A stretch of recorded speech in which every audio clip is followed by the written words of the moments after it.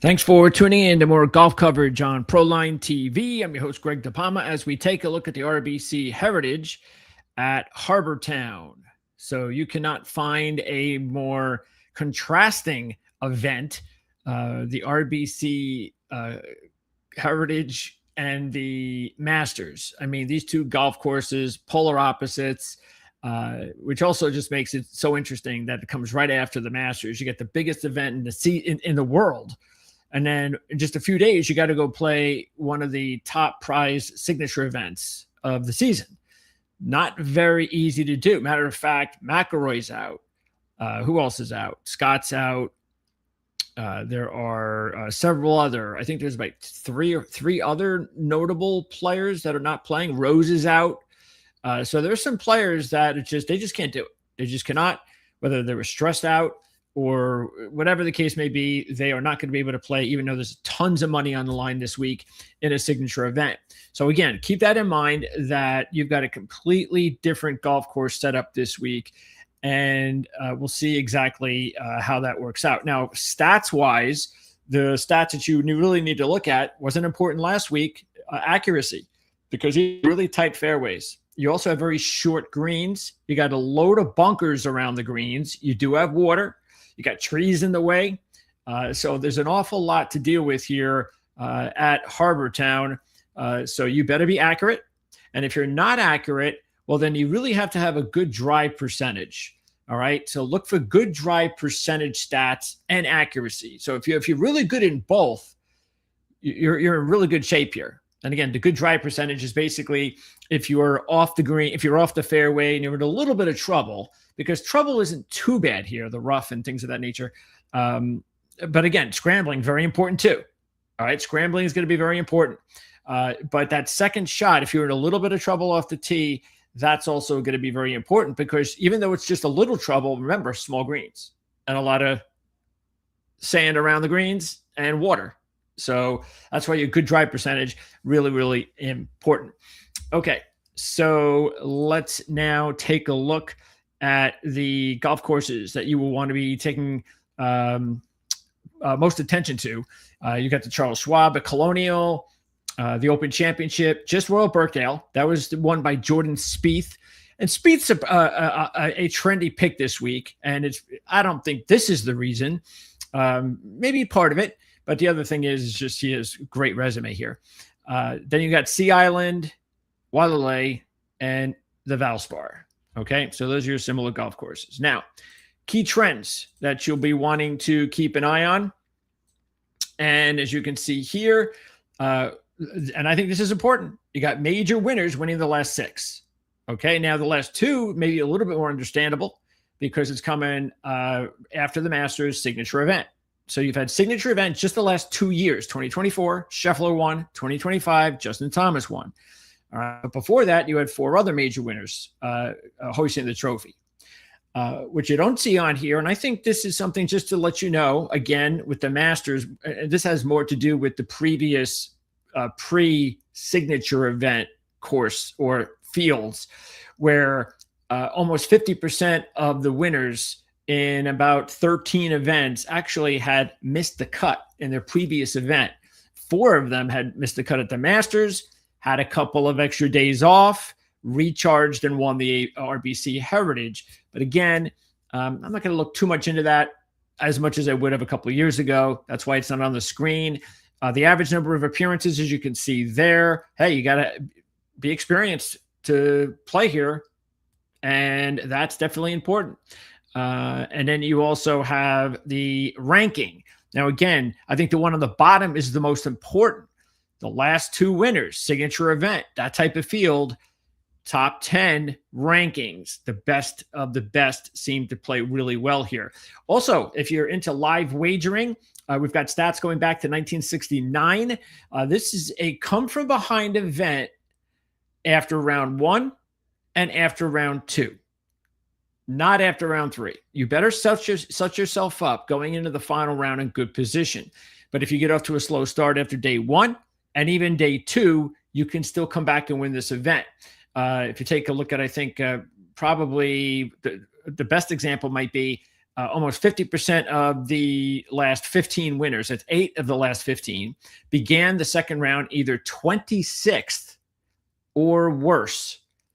And that includes 37th, 54th, 58th, 82nd. All right. Scheffler was 26th a couple of years ago, even though Justin Thomas led last year after shooting a 61. And he almost went wire to wire. I think he was second going into the final round. But he almost went wire to wire after 61 on Thursday. But bottom line is, Scheffler kind of proved it the first year, even with the signature event. You don't have to get off to a blazing start here, unlike the Masters. Okay. Also, oh, by the way, 8 of the last 13 winners were at least 5 shots back, including 9 shots back in 2018. I forget which player it was. He was in 82nd place. Scheffler was 6 strokes back in 2024 when he won. After the second round, 7 of the last 10 winners were outside the top 5. Scheffler, 10th place, going into the weekend, 3 shots back. That was his role. And then again, like I said, you want to head, though, into the final round in good position because you better be in the top 10. 13 of the last 14 winners were in the top 10. 4 of the last 6 led the final round, including Scheffler. And JT was just 1 back in second place. But only 3 of the last 22 winners started the final. Well, not but. 3 of the last 22 winners started the final round outside the top 10. Only 3. That was 12th place, 17th place, and 22nd place.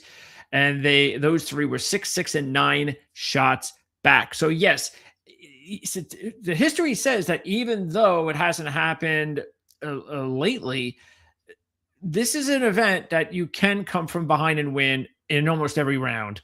But try and set yourself up for Sunday. All right. So don't be worried if your golfer gets off to a slow start on the first couple of days. And if anything, try to take advantage of it with the odds. Okay. Oh, and the weather is not going to impact anything. The wind is down. The weather's going to be great. There's not going to be any rain, thunderstorms, anything like that. So there are no advantages with tee times. Let's see. Playoffs has been 3 out of the last 4, 7 out of the last 15. So that's something that we tend to see a lot here at the RBC Heritage. And scoring has also gotten a lot easier here. For a while, the average was like I think it was 12.3 under par for a 10-year period. Okay, and then the last 5 years, it's now 17.8.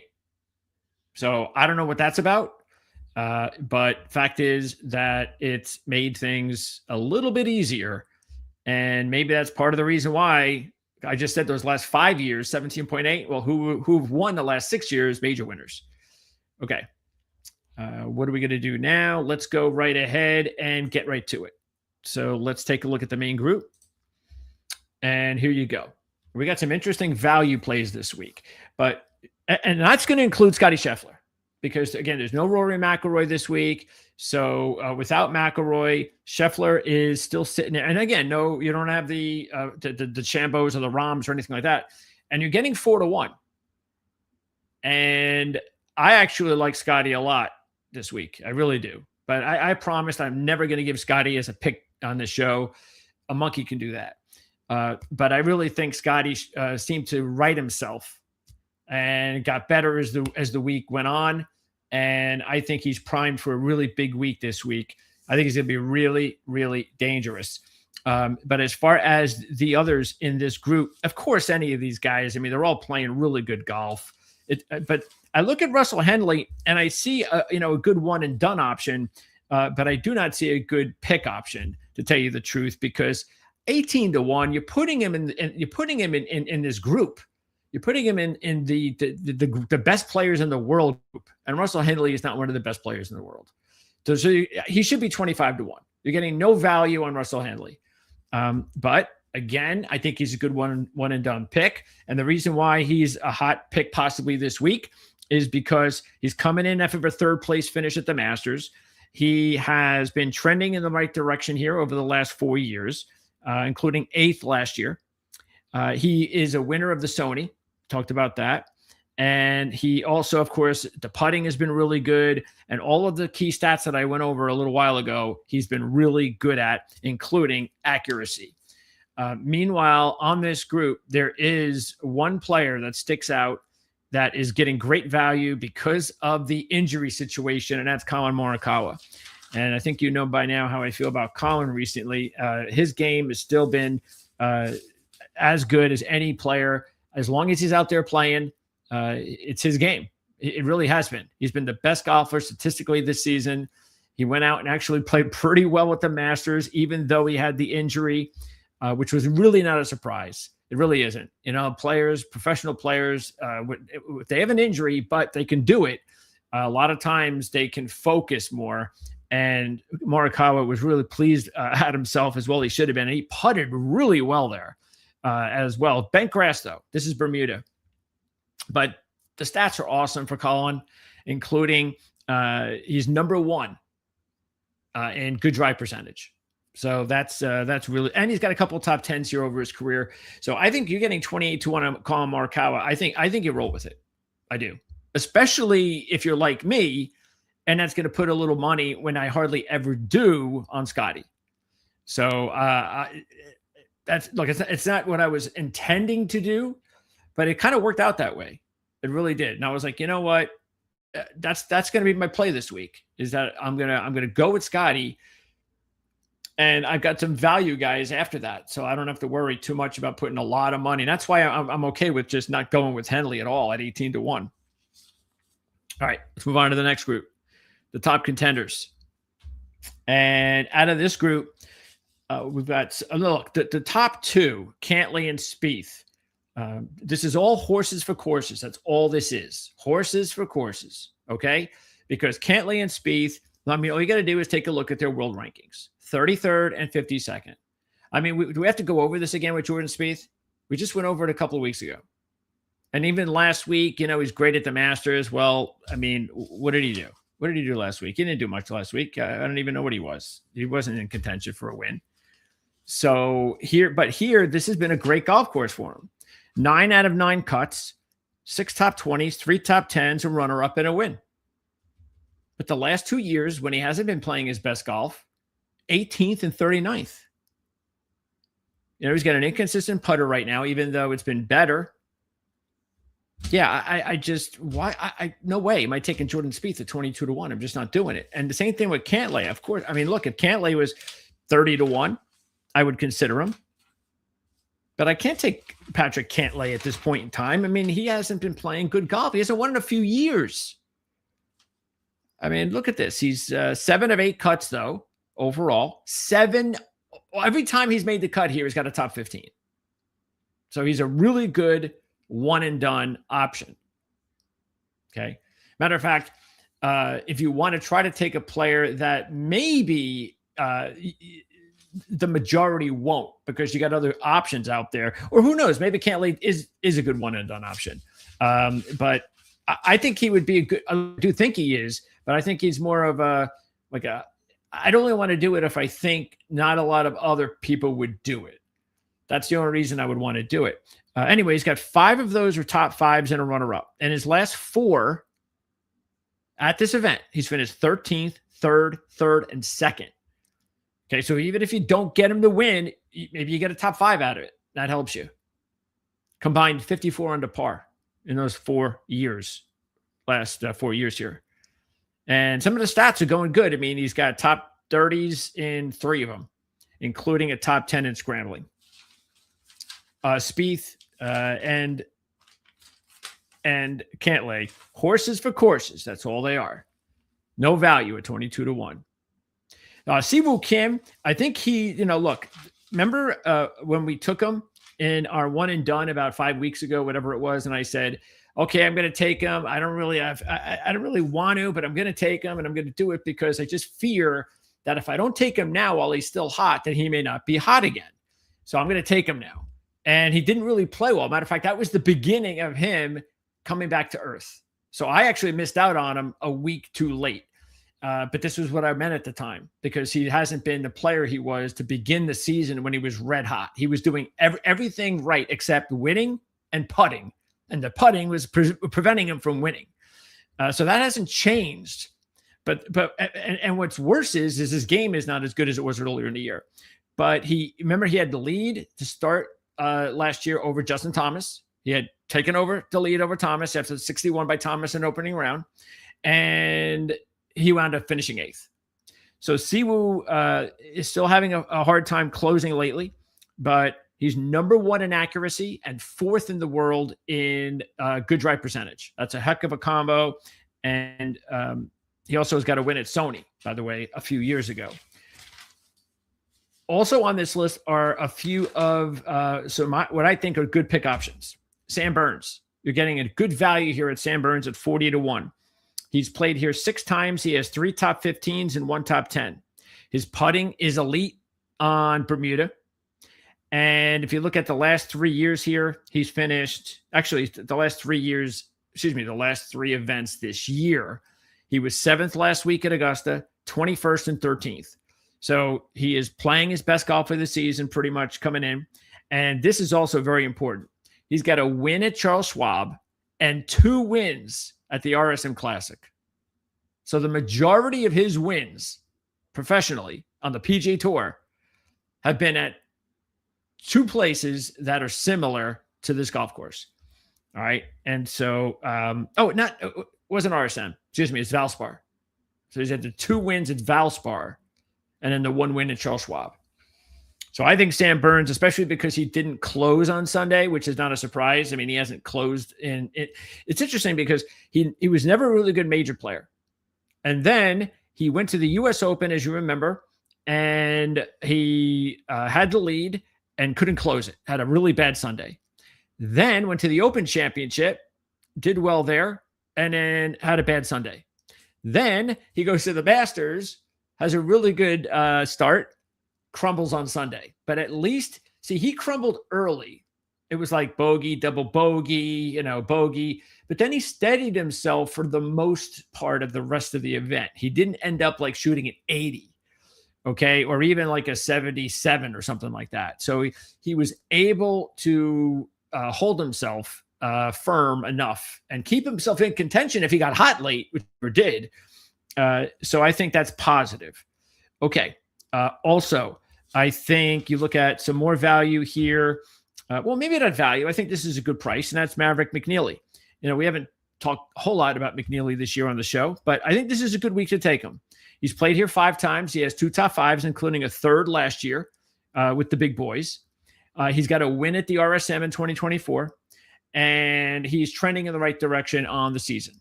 So he's coming off an 18th at Augusta, and I think he is a good option at 35-1. I think you should also consider McIntyre. I just don't know where his head is following the Texas debacle, where he really let that one away. It looked like he was going to definitely run away there and then lost that. And then he just lost his head at the Masters. So missing the cut and all sorts. You saw what happened there. So I don't know where his head is. He's played here twice. The results are not good, even though he made both cuts. But I do wonder, because his game is suited here for everything we talked about: accuracy, good drive percentage, scrambling, all that's good for McIntyre. But I wouldn't be able to pick him because I don't know where his head is. Who else do we have here on this board? Lowry's 55-1. I think this is another good value play because Shane always looked like a player that would win this event. There are 2 events on the PGA Tour that about 10 years ago or 8 years ago, I don't remember when it was, that I always said, and others said it, along with me when we were doing shows with ex-partners, that one would be the Cognizant Classic, the Palm Beaches, the one he should have won and choked away, and this one, RBC Heritage. So I think he's a really good play because of that. He went through a little bit after the meltdown, missing a couple cuts, but he started to come back a little bit. He was in contention, of course, last week. Didn't have a good Sunday, but he at least is now kind of got his game going again, heading in here. And that is, I think, good news, especially because he's got 7 of 8 cuts and a couple of top 5s. So again, we're not talking about a 35 to 1 shot. We're talking about a 55 to 1 shot. Let's see. Who else do we like in this group? Anybody else that sticks out? Let me see. Nope. Let's move on. Let's go to the long shots. And there are a few here. Post on, as you can see there. I don't think he could win an event like this the way he's been going lately, but he's another horses for courses. At least I'm getting 70 to 1 with Post on. He's missed a cut 2 out of 7 times, but when he's made a cut, he's been 11th or better in 5 results. That includes an 8th, a 6th, a 5th, and a 3rd. So this is probably his best golf course. I can't imagine he's got a better golf course than this. And the only thing is his game is just not been good. Since last May, his ranking has gone from 35th to 76th. But again, he's really good here. And on these types of courses, he's had good results at Sony, Charles Schwab, RSM, Valspar. So I think if you're ever going to take JT Post on as a long shot, throw a few bucks on him, this would be the week. The other one that really sticks out for me also is Max Homa. And look, Max continues to show life. We told you how last year, going into the Masters, he had really good back-to-back results there. And now it's 3 straight, finishing 9th. And here, maybe a coincidence that the last 2 years at the Masters has been his best. He's had his last 2 best years here following those Masters events. 2 top 20s here. And so, yeah, he's coming off a 9th. So he's going to try to make it 3 straight at the Masters and 3 straight here. And I like that. Maybe he's better off. You're better off probably a top 10 pick or a top 5. But to win this event is a long shot. Why not? That's what we try to do here. His putting has also been getting better, especially last week. Even though that was on bent grass, he was really good putting last week. Okay. And that would probably be the one that really just sticks out the most. Thigala and Hisatsune, actually, Thigala, Hisatsune, Berger, they're on the contenders list. And that's the reason why I'm not going to go with them, because I'm not getting any value there. I think they should be 80 to 1. Thigala, Hisatsune, Berger, those 3 right there. If I was getting what I think I deserved at 80 to 1 in that range, they would be really good long shot plays. I'd probably go with Berger first out of the other 2, but I can't take him at that price. I don't think I'm getting any value whatsoever at that price. Keeping in mind, Satsune's putting, he makes Siwoo Kim look like a good putter. Thigala, meanwhile, has 2 top 5s and a runner-up in 4 appearances here, and is coming off his 4th top 10 of the year at Houston a few weeks ago. He was also runner-up at the RSM a few years ago. And Berger's made all 6 of his cuts here with a couple of top 5s. He was 3rd last year. And so that's a reason why he sticks out to me as well. Let's go with the picks. All right. So there you go. Those are our official picks. And we're going with more. We're going with all value here. I think the only one that I'm not getting value on is Homa's deserved long shot. And McNeely, that's a good price for him. But I'm getting value on Morikawa, Burns, and Lowry. And then the one and done picks. This is what I'm looking at right now. Look, this is a big event. It's a signature event. So why not take Scotty right now, the way he's now trending back in the right direction? Because if he continues to do that, there's no reason to think that he can't just have a big week this week. And I want to take advantage of that in one and done. And again, I think with Henley, I think he would be a good option here as well, because I don't think you're getting any value with his price. So the price doesn't matter in one and done. And that's why I'm like, okay, I like him, but if I'm not getting 25 to 1, which I think that's the better number for him in a field like this, then I don't want him. I'm not getting value, but I'm willing to take him in one and done.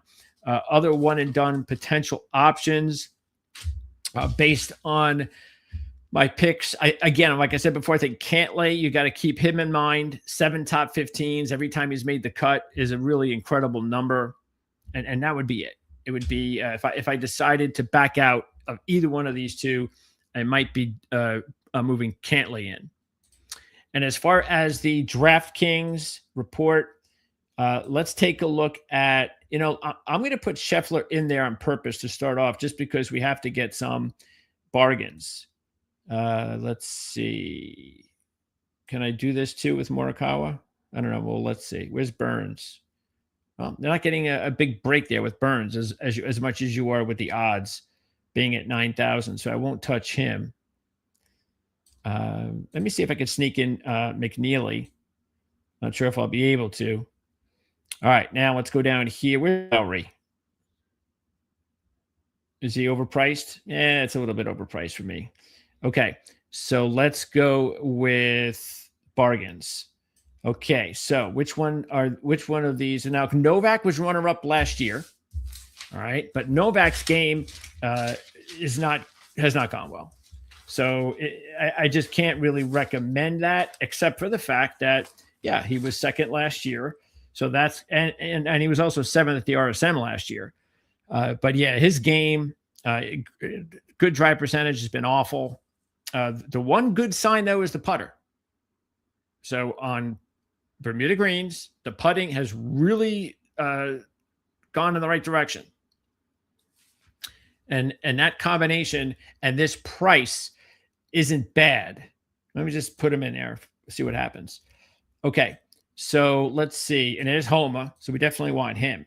So we only have 5,100, so we're going to have to knock out Morikawa. Okay, so let's keep going on. And who else looks good here? Let's see. There's Post on. Let's go with Post on. Definitely. He's too much of a horse for a course here not to take him. And that leaves us with 7,200. So is there another 7,200 player? That's too bad. Berger was at 73. Well, let's see if there's a better player that we can remove McNeely from. Let's see. Is there someone up here that I feel good about? Oh, wait a second. Oh, maybe this will do it. Let's take McNeely out and put Lowry in, and then move back down here. And we got 7,300. And then I can take Berger. So that might be the way I go. I get Scheffler, and then I get horse for course Post on. I like Homa as my official long shot. I told you I like Berger, but if he was a value play, but I don't have to worry about it in this contest. Novak, the hot putter, second last year. And I told you, I like Lowry as well as a nice value play. As far as others to keep an eye on, I just don't like some of these guys. I mean, Sung Jae has a really good resume here, so keep an eye on Sung Jae because of that. In his last 5 appearances here, he's finished in the top 25, including 4 top 15s and 1 top 10. All right, so this has been really good. The putter's been good. The problem is a couple of the big stats he has not really performed well at. Good drive percentage and scrambling. Where is he? But he is 6,700. And it's the same as Novak. So I might decide to switch that. I'm not sure if I will, but I might. That's something, I'm going to go ahead and do that right now. So there's a good option there. And who else? Who else looks good? Finau's game is just not really, he's still got work to do. Cootie's been off. Putnam's won. Putnam's a pretty fancy pick because he's coming off a good 5th place finish at the, the Texas event before the Masters. And he had good showings at the Sony and Charles Schwab over his career. And some of the stats really work out for him here. So I think Putnam is another good play. You might want to consider Putnam. And I don't know if I would put him in there with any of these players I already have here, but because he's cheaper, if I needed to save another couple $100, then I can go to Putnam. And I think that's it. There you go. All right. So that is going to wrap it up. Thanks for tuning in to our golf coverage here on Proline TV. Don't forget, you can check out my football coverage on the All Lads Football Network. We do that every day now, Monday through Friday, And we're going to have a talk on the New York Jets and the Miami Dolphins tonight, among other things. Of course, the draft is next week. We're going to have live draft coverage on the RLEDs Football Network during rounds 1 and 2 and 3 on Thursday and Friday. So lots of football. If you want to follow football, if you are into the NFL and the draft, check those shows out, because we're going to be talking about all 32 teams over the course of the next week for sure, with the draft and everything leading up to the draft. But even when the draft is over, all the way through, 5 days a week, for as long as I can keep doing it, and I hope it's for several years, you'll check that out, and I'm sure you'll be satisfied with that programming. You can also check back with us on Friday for the Playbook ATS podcast. That'll be at 1 o'clock with Andy Isco, Jim Feist, and I. We'll talk a little bit about the NBA playoffs, and we'll talk a little NFL too, among other things. And then tomorrow, we have our horse racing coverage at 4 o'clock Eastern, where we have some horse racing, graded stakes races to go over. Still got a couple weeks to go before the Kentucky Derby, and that'll be a big week here on Proline TV as well. So that'll wrap it up. Again, thanks for tuning in. Questions, comments, all that stuff, really appreciated. Let me know what's on your mind. Let me know who your picks are. Let me know if you got some picks out there that you like. Don't worry about my picks. Give me your picks. Let me know what you're looking at. And we'll see each other again real soon, because I will not see you next week. That is the worst event of the year on the PGA Tour. That's in New Orleans, the Zurich Classic. It's a team event. It bores me to death. So I'll see you guys in a couple of weeks after that, after I take my week off next week, which is the perfect week, actually. At least they did it right. See, they knew when to put the worst event of the year together, the week of the NFL draft. So thanks for doing that, PGA Tour. I don't have to worry about talking golf at all for a whole week next week, but I'll see